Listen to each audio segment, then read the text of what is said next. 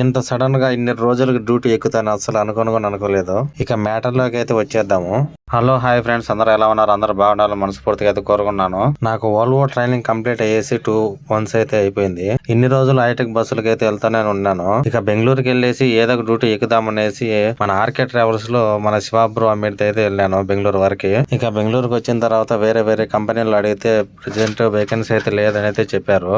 ఇక ఖాళీగా ఎందుకు ఉండాలని చెప్పేసి ఒక 2 డ్యూటీలు బెంగళూరు హైదరాబాద్ సర్వీస్ అయితే చేశాను. ఇక 2 డ్యూటీలు అయిపోయి బెంగళూరుకి రాగానే అన్ఎక్స్పెక్టెడ్ గా డ్యూటీ అయితే కన్ఫర్మ్ అయితే అయింది. ఇక వెంటనే లేట్ చేయకుండా అత్తిపల్లి నుండి కోనప్ప అగ్రహార వరకు ర్యాపిడో అయితే బుక్ చేసుకున్నాను ఆటోలో. మనకి డ్యూటీ ఉండేది అక్కడే నుంచే. ఇక మొత్తానికి వోల్వో బస్ డ్యూటీ అయితే కన్ఫర్మ్ అయితే అయిపోయింది. ఇదే మన bus Volvo multi axle B80R.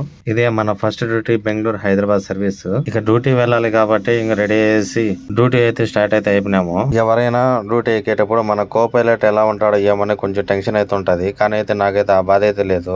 ఎందుకంటే నేను వోల్వో ట్రైనింగ్ లో నా బ్యాచ్ అన్న కూడా. ఇక అన్న ఫస్ట్ సిటీ పికప్ వచ్చేసి అన్న డ్రైవ్ అయితే చేస్తున్నాడు. ఇక మాకు డ్రైవర్లకు వచ్చేసి సెపరేట్ గా ఒక స్లీపర్ అయితే ఇచ్చారంట.